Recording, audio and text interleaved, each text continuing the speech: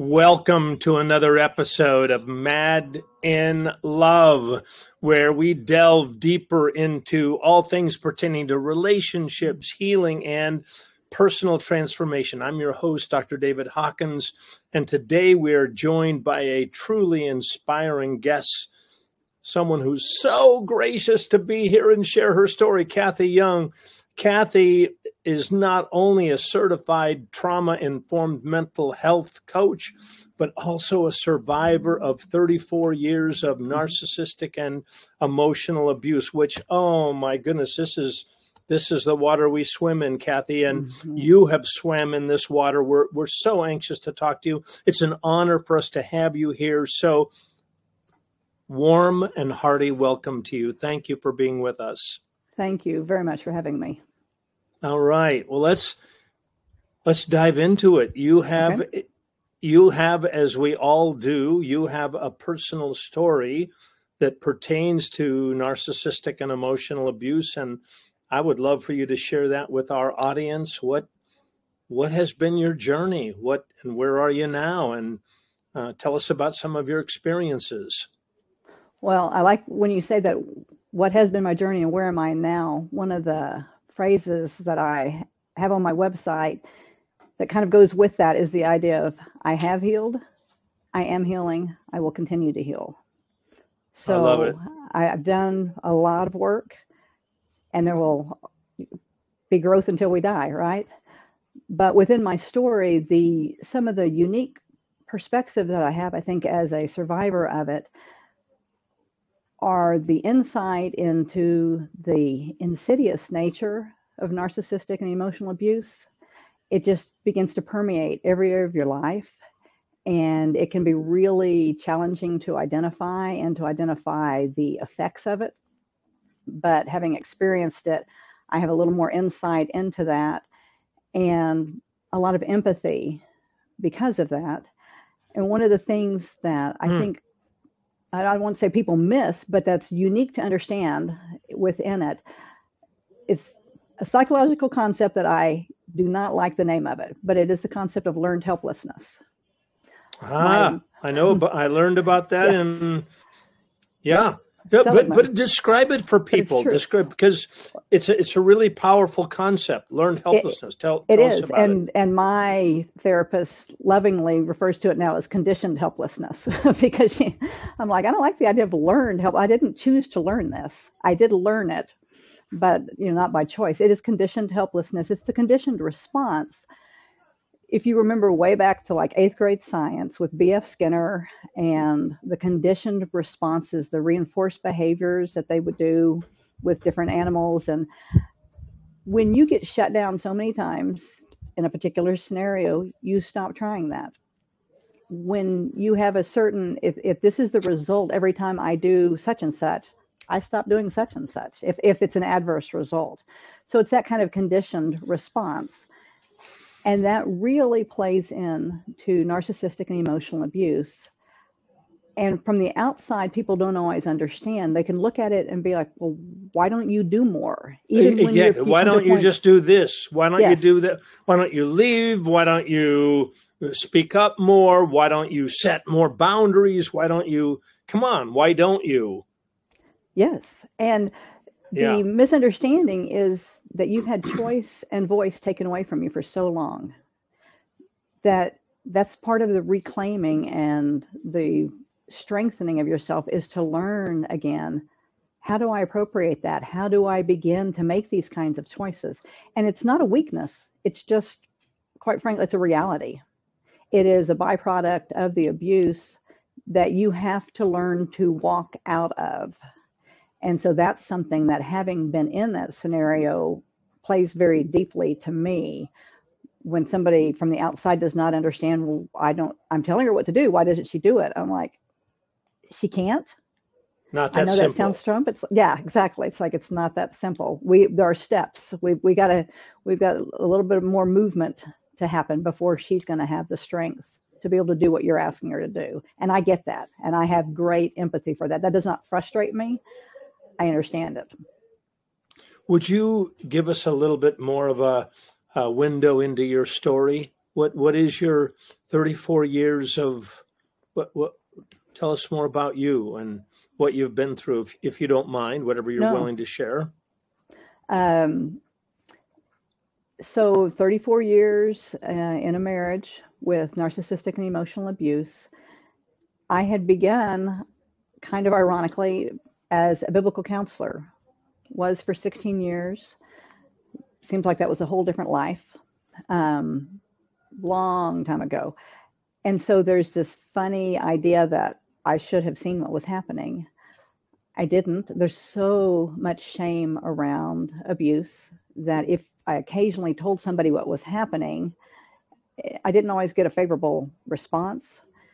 And so you begin to not tell it, and you get ideas that I'm somehow controlling it. I have a uniqueness, and you may disagree with me on this. I don't mind the word victim, because a victim is somebody who has something happen to them that they didn't cause. And that is the essence of abuse. Victim mentality is a different thing. No, I'm totally okay with what you're saying. Okay, so I had somebody not that long ago in a different scenario just complaining about everybody's a victim now. Everybody's a victim. She was just, and she was being gracious and just talking about other things. We were not talking about abuse. But I eventually stopped her and said, so victim and victim mentality are two different things. A victim is somebody who has had something happen to them that they did not cause. That's a real term. You're talking about victim mentality. And she was very gracious and immediately backed it down and was like, yes, I'm talking about victim mentality completely. So very much the idea of being a victim and the reality that I don't really have control over it. You talk about, or I mentioned the learned helplessness. That's just trying to hopefully mitigate the level of abuse. It's not that I'm controlling it.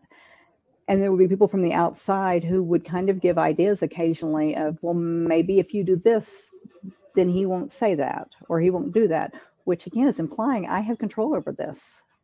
The only person who has control over abuse is the abuser. Yeah. So there's a lot of shame involved. There's a tremendous amount of shame involved for me as I reached out to a couple of people. I have had some amazing friends on my journey.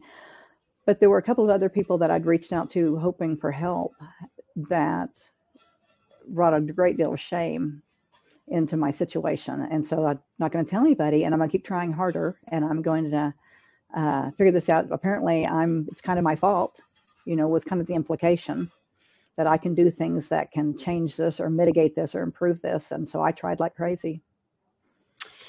We have words for what you just talked about, Kathy. It's called double abuse or secondary abuse. When you go to someone who you believe can be helpful to you and should be helpful to you because of their knowledge, because of their position, because of their friendship, because of something, they should be trustworthy, and they turn out to be not trustworthy. And in fact, you reel from the experience. So has that happened to you, are you saying? Yes. As part of your journey? So. Yes. And it definitely shuts you down and makes you internalize more of what's happening and second guess yourself, which, as I've heard you talk about before, the crazy making aspect of abuse. Well, then that just amps it up, because now you're looking, okay, did I cause that? Was this one mine? Was this on me? Should I have done something differently? And so it does just really get your head spinning. I really, we all, especially some of the women in our program that were some of the female therapists they work with a lot of the women and help the women to create a cohesive story, because like, whoa, did I cause this? Wait a minute. He says I caused it. He said it's a two-way street, baby. And it takes two to tango, doesn't it? And anyway, so on and so on and so on. And you end up with brain fog and cognitive dissonance. Like, wait a minute, he says he loves me and will do anything for me, but he won't do a lot of the things but he said, and it just gets, did you have some of that? Brain fog, overwhelming confusion, and where you're struggling to create a story that makes sense to you even. Oh, and very let alone much. others. And even today, I mean, modern, like in current times, something will come to my mind, and I'm like, did that seriously happen? Like, mm-hmm, yes, yeah, it did. So it continues, and my thought with the "it takes two to tango," yes, it takes two to tango, but it only takes one to abuse. Uh-huh.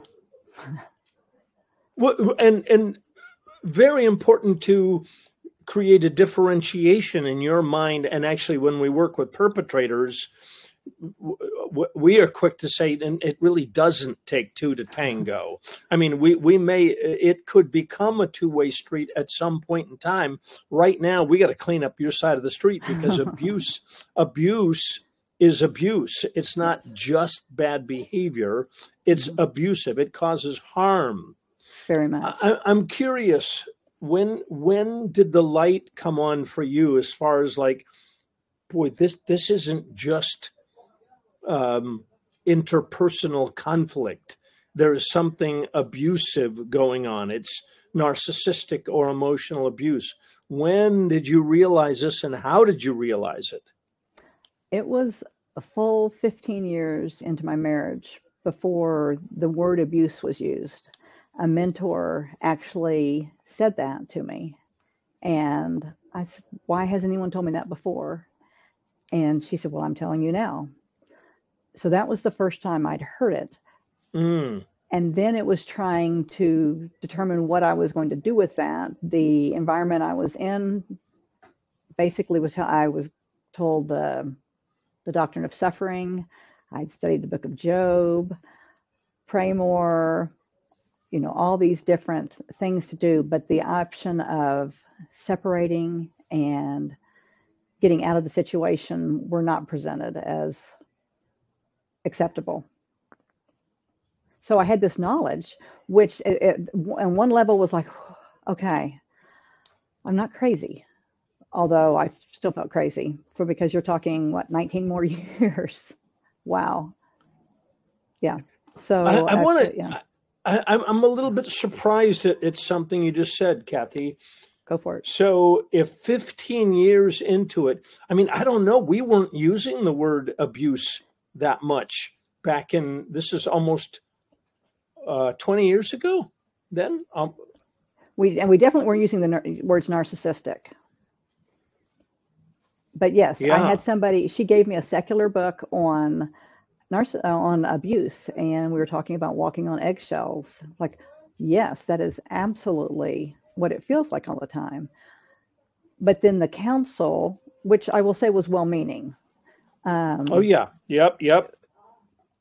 the intent was always generous, but the end result was not necessarily.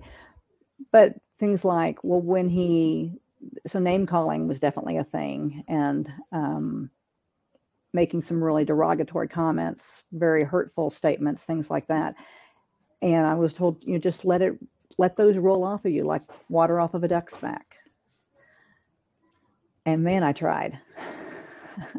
You know, let's pause right there. How bad a counsel is that? I mean, to my colleagues, to your colleagues that are saying that, and I don't want to get off too much into theological, but I actually don't know about the doctrine of suffering.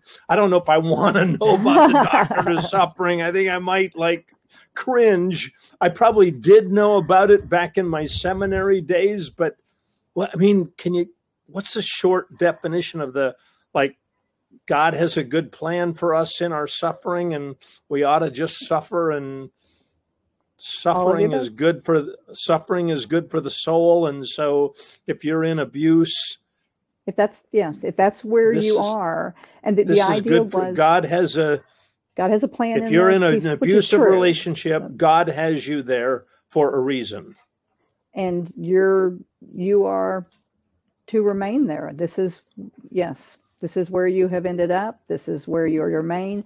So your responsibility, so to speak, is in your own behavior, which, that level is true. I can only control my behavior, and I'm to honor God in how I respond. So that part is accurate, but it was very much that idea. And if I would say things about, well, what about him or whatever? It's like, well, he's not the one here. You are. So let's work on you. So I worked my little heart out.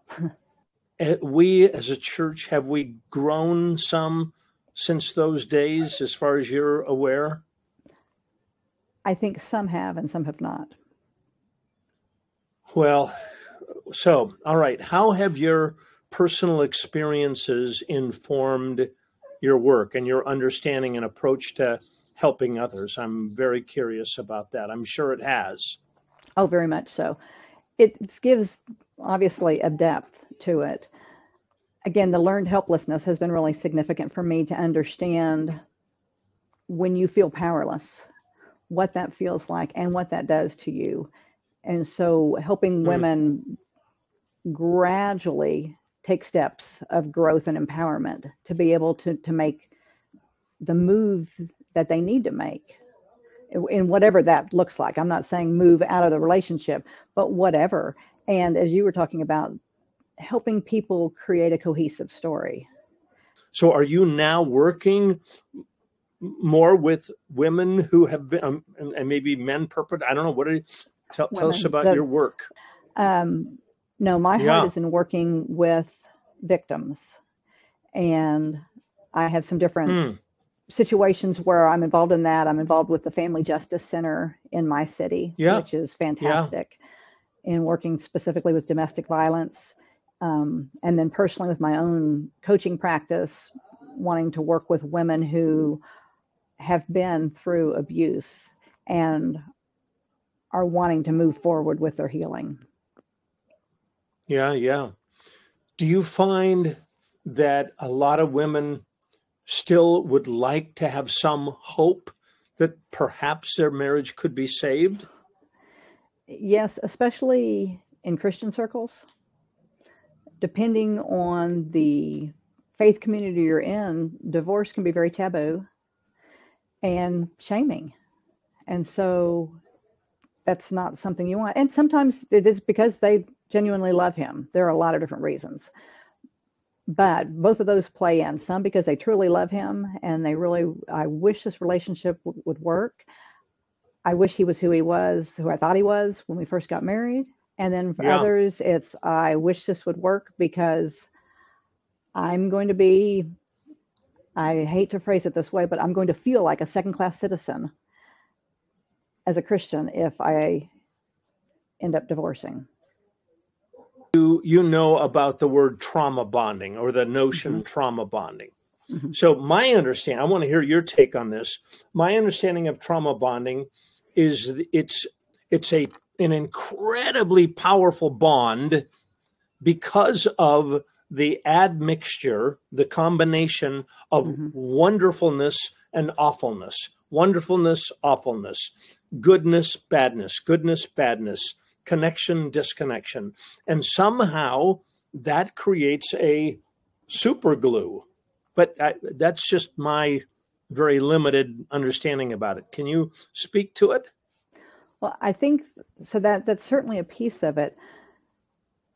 I think the part that's probably more insidious in the trauma bond for abuse survivors is that you become more dependent on them and you become very diminished.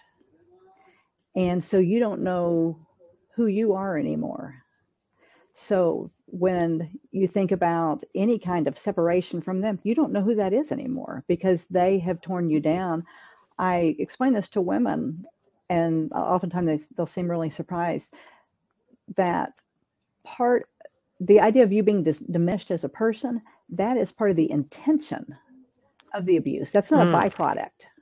That's an intention. And so the fact that you begin to feel small, that's intentional on their part. Because I think some women see that as, like I said, as a byproduct. It's like, well, these things are happening, and then there's this disconnect. To randomly, I'm feeling smaller. Randomly, I'm feeling more diminished. It's like, no. That's the end game. And so that keeps you stuck even longer in the relationship because you don't know who you are, and you don't know where they stop.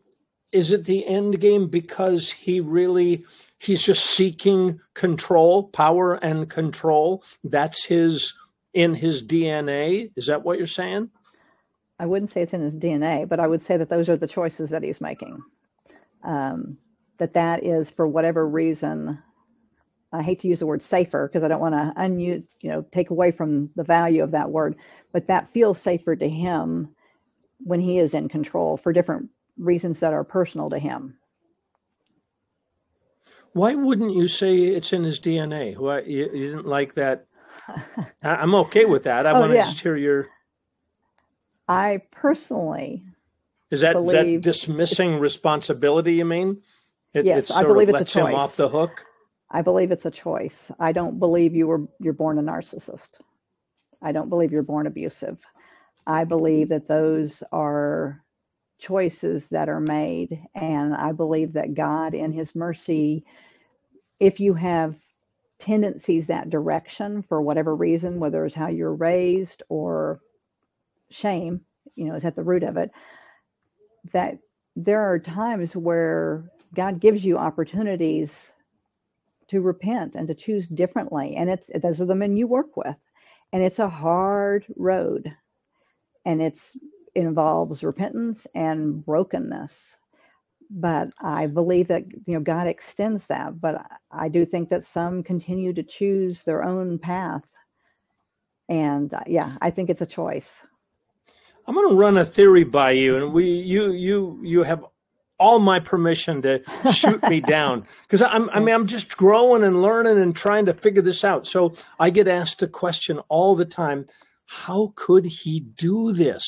Now, you just said, and my Dr. Hunt and Sharman they would totally agree with you, and I'm going to disagree a tiny, tiny bit. Okay, but we'll probably get some people will shoot me down probably, and that's okay. I'm trying to figure it out. Okay, Kathy. So you use the word personal choice, and boy, I'm Dr. Hunt. If she was on here, she would go, amen.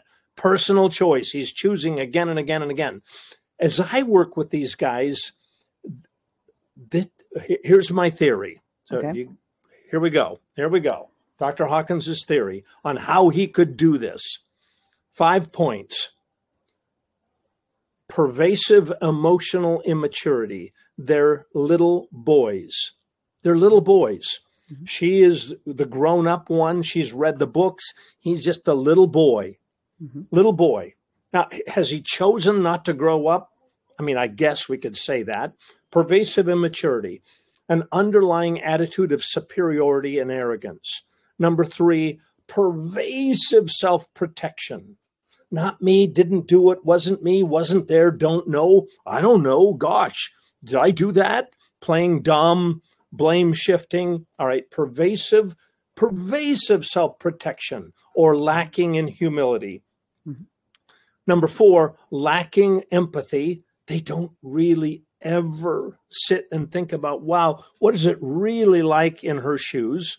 Self-centeredness. And number 5, a lack of dedication to change. They want to take shortcuts all over the place. All right, now you put all those 5 points together: pervasive emotional immaturity, an attitude of superiority, lacking in empathy, pervasive self-protection, and lacking in real dedication to change. They take shortcuts. Mm-hmm. All of that, to me, leads to men actually. Could they choose to grow up? They could, typically don't. So I'm not letting them off the hook. We're telling our men in the program, you need to stay in our core program and our advanced core program. But I think it's superficial to say, they're just choosing bad behavior. No more, I don't know, is the 6-year-old, we cut the 6-year-old slack because they're only 6, doggone it. And, they'll grow up, and we know that, that's Johnny, doggone it. He's a 6-year-old. These men are 6-year-olds in some way. All right, what's wrong with my thinking? Go ahead and be kind, though, please. Take a shot at me, but. I would not say it's wrong. I would probably say it's incomplete. Okay. Add to my theory. What do I need to add to the 5 points? I'm not saying even there's another point, but some of the things that you're describing are things that they have a measure of control over. Empathy, there's a level of that can be taught. I recognize there are some people who do not understand that as well. No, totally. They could grow. They need to grow in empathy. Totally. Yeah. Agree. They need to grow in all 5 points, by the way. They do. We hold, yeah. So I think they have some agency in those kinds of things. Totally. Now, having said that, there are different factors that may make those areas more challenging for them than other people, especially things perhaps from their childhood, how they were raised, attachment issues. There are definitely shame. Shame is at the root of a lot of this. So I think totally agreed. There are reasons, I would say, for the decisions they're making. And there's still agency to make different decisions. On all 5 points, you have no argument for me on that. Right, yeah. And I wouldn't say it's simple that, well, they're just choosing to be abusive. I would not be that light about it by any means. But I think that there's more agency than they are using. The blame shifting is so significant. And they're lying to themselves. The person they're deceiving the most is themselves. So those things all come into play, which is why what you do is very, very difficult. Which is why I wish we would interrupt the process sooner, because I do think that there is hope catching, let's just stay with men at the moment, catching men earlier in these kind of habits and finding healing for childhood wounds and things like that. How could we do that? I'm hanging on your every word. We all this is what AACC, they're excited and anxious to have information on this. What are your thoughts? What could be done? How could we interrupt those 5 things that I brought up? And do you have any thoughts about that? I do. We need to, or it would be valuable to pick an age that you target. So here's what I've looked at before, what I've considered about when you get into your youth group. So 6th grade through 12th grade. At that point, boys are more aware of the girls in the youth group. They're more aware of how they're going to treat them. They're more aware of, all the differences that are going into that. So that's a good time to begin to intervene, explain how you treat women, explain how you view women, because you may be coming in at that and intervening against the first 10 years of their life, what they have been taught or what they have seen. And then understanding that if they have seen something different, then it takes more to unlearn that. It's easier to learn something than to unlearn something. So you could literally catch them earlier, but just within, realistically, and if you don't get it at that age, then still in college. But so there's still hope. If we're talking about believers, we're talking about the Holy Spirit, there's hope. So if you're working in a college ministry, explaining again, how do you treat women? The understanding of that the image of God, that women are image bearers. They are not any less than at all. And there are a lot of faith communities that might lean a little towards teaching that differently and not understanding and explaining the Imago Dei, that she is an equal image bearer with you. And so as a Christian man, how do you treat her? So simple patterns like that can begin to help. Love it. Healing your own, again, childhood wounds can help. Understanding your identity in Christ can help. Working with shame that's in your own life and how that's going to play out. All those things can come into play to potentially interrupt the cycle. And especially if there's been abuse in your past. If you have seen it in your home, either toward you or towards your mother, the generational abuse That's significant. It's heartbreaking. And I think there's so often the idea, well, I would never do that. I saw how my dad treated my mom, and I would never be that way. And then Yeah. I get a little, I don't want to use the word cynical, but maybe it's probably best on that point, because this sounds strong. Why would somebody who has seen abuse and seen the damage it does, why would they turn to it? It's effective. And if you get into a situation, you're like, I just want control. I'm feeling inadequate as a husband, whatever the situation is. I'm feeling inadequate at work. Shame, all the things, whatever's going on, it's probably going to work. If you treat her a certain way, if you say this to her, if you call her this, she will stop. She will be quiet. She will comply. And so it's effective. And I hate saying that, but I think that there's a piece of reality too that's like, well, it's going to work. We teach the men that their defensiveness, I say this to men, I said, your defensiveness, your powering over, your blame shifting, your rationalization, your justification, your minimum, all of those, it will work. You can shut her up. Yeah. But please do understand, if you shut her up, her heart will close toward you, and that will lead to a certain bad outcome. Mm-hmm. Kathy, speak to the importance of safety, establishing safety when healing from an abusive relationship. Safety is key for healing. You can think of it even in terms of physical healing. If you had a bruise, on your arm, and somebody just keeps punching it again and again and again, it's not going to heal. And so we need safety for sure. It's vital for women. That's going to often involve separation from the situation.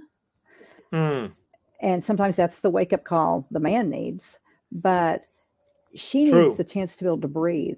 Because the thing, when you're in an abusive relationship, and I will say that with narcissistic and emotional abuse, it's trickier, whether it's overt or covert, they're both challenging sometimes to recognize. And you are on high alert, you are hypervigilant, and you're literally always in a trauma response because you don't know when it's going to happen again. So, but it's going to happen again. It's going to happen. You just don't know when, where, how. And so safety is needed for you to begin to heal. And so I got very into a lot of somatic healing because I wanted to understand, it's like, how do I reset my body when I've lived for 34 years, hypervigilant, in a trauma response, basically, fight, flight, freeze, fawn. Can I come down from that? Am I stuck? Is this the rest of my life? And I was like, surely not. God has promised me an abundant life. He didn't say, I came that they might have life and have it abundantly if you'd never been abused. There's no right. If. So I'm like, if that's there, it's like, man, how do I find that? How do I live this out and have an embodied healing? And that comes through safety and learning how to reset your nervous system. And because I can be sitting in a perfectly safe, like I am completely safe here where I'm at right now. I'm actually in the middle of a move. I finally just bought my first home. So I'm doing this from a friend's house. The internet provider did not show up at my house this morning. So I'm at a friend's house. And I'm completely safe. They are amazing people. I'm totally safe. But I could still feel unsafe because I've been used to that for so long. Does that make sense? Totally. So I have to learn that. I've had to retrain my body. One of my funny things in the retraining, that's one of my easiest illustrations, is, so I'm going to jump to something that you said at the AACC conference. Can I quote you to you? Yeah, of course. You won me over so you began talking in that workshop on the physical consequences of narcissistic and emotional abuse. Super catchy title. You started out, you were talking, of course, about how stress affects the body, which I agreed. I know all that. And then you said, what is the number one physical symptom for women who are being abused? Exhaustion. I hear it every day, Oh, Kathy. I Every didn't know day. whether I was going to cry or stand up and testify. When you said that, it was like, oh my word, that is so true. And so that had played out. One of the simple things that played out in my life where I trained myself kind of is when I would go run errands, I was so utterly exhausted. And it's not like like I'm painting my new house, all this stuff. I won't use the word exhausted. I try not to after you used it because it's like, nope, that's the word. And so now I'm saying I'm worn out, I'm spent. I use different terminology as much as I can because the exhaustion with abuse, it is emotional, It's a it is different thing. mental, it Yep. is It's a different physical, thing. it is spiritual, it is so utterly Yes. depleting. And so I would go run errands because you have to keep functioning. You know, I was raising children, I had things going on, and I would get to whatever store. I'd pull up at Target, and I did the body language even there. I can see myself, you know, Yeah. Yeah. and I would Yeah. just sit there in the car, and I would think through my list, and I think through everything, and I would just have to summon the strength to go into the next Yeah. errand, to that errand, and then the next errand, and that became a habit to me of constantly having to, okay, let's get the energy up to do that. And so then when I found safety and I was no longer exhausted, that was still a habit that I realized one day. It's like, oh my goodness, every time you get someplace, you're like, I'm sitting in my car. Okay, what am I going to do in there? And I had to start going, no, wait a minute. We're good now. We have energy now. We have agency now. Someone's not going to be checking over my grocery list. I'm good. So I pull up, I get out of the car, and I go in. It's the simplest little thing, but I'd recognized that I had become so trained to have to gear Well, myself up. but there has to be, and I'm sure you would say this to women who have been victimized or are still being victimized. There has to be some relief from all of that. Mm-hmm. Even in you, I love you said a word at the very beginning. I'd like you to use again, and then we'll. Oh, I don't know where we'll go here, but gradual. You said making gradual choices Mm-hmm. to free oneself from the clutches of this abusive relationship. Maybe speak to gradual this because look, every woman who comes to us to one degree or another feels stuck. They Mm-hmm. just feel stuck in this stuff. And anyway, speak to gradual choices and how do we help this woman who feels terribly stuck, dependent emotionally, Mm-hmm. dependent financially, dependent in so many. I mean, just this is what I know. You know, Mm-hmm. I just this is a world I know. Anyway, speak to Well, that. I think validating that all of those things are real.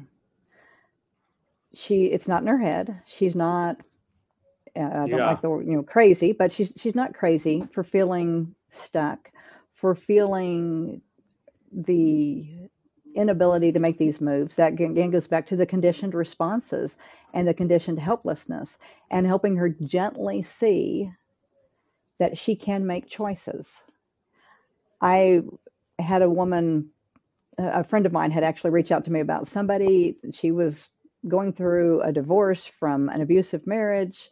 I'd never met her, and the friend was very frustrated because she couldn't get her to make bigger steps, basically. And so Ah, this was not my counsel all the time, but I said, tell her today to either go get her oil changed or to have lunch with one of her adult kids. I love And this. they're like, This what? is really good. Yeah, she just needs to she needs to make a choice in her life. She needs to just go do something proactive. It's not going to hurt to get your oil changed, right? So it's like she needs to do something proactive, and that's going to be a stretch for her to do that. So let's start with smaller things. We sometimes step into these situations and swing for the fences. She can't do that. Quite literally, her nervous system does not have the capacity to do that. And And therapists, if you're watching this, we need to not expect that. Yeah. I loved your workshop that you did a couple of weeks ago for the AACC, the additional one that you did. Thank you. That was exciting to me. It's like, that's wonderful that they're continuing. Because they're excited. I asked one of the therapists that I'd met there in your workshop, actually, I said, why are all these therapists, in these things? Because there were multiple workshops along these lines, and, there'd be hundreds of therapists in there. And I was drawn to it as a survivor. And this is the direction God has called me in. I said, why are the rest of y'all here? And she said, because women like you keep showing up in our offices. And I was like, oh, my word. Yeah. Yeah. All right. So, thank you. We will have you back.